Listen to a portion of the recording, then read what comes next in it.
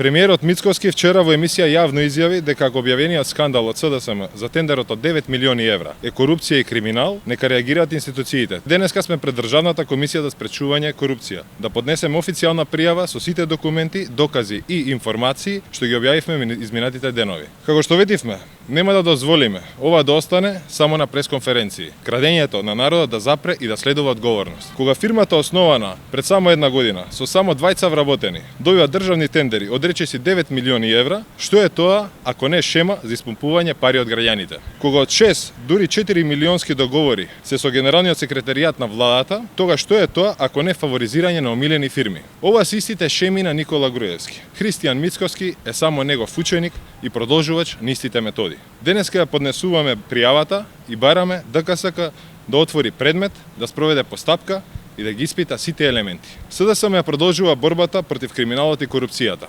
Работата се уште не е завршена.